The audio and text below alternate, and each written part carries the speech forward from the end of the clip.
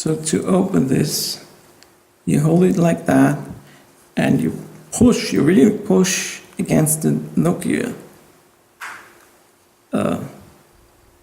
logo there, and it has some give, right? It gives and then it pops open like this, and then you can remove that, and you can even, I guess, get another color if you wanted to. And now here we have SIM slot 1 and 2, memory slot, and of course the battery goes right here. Thanks for watching. See you in another video.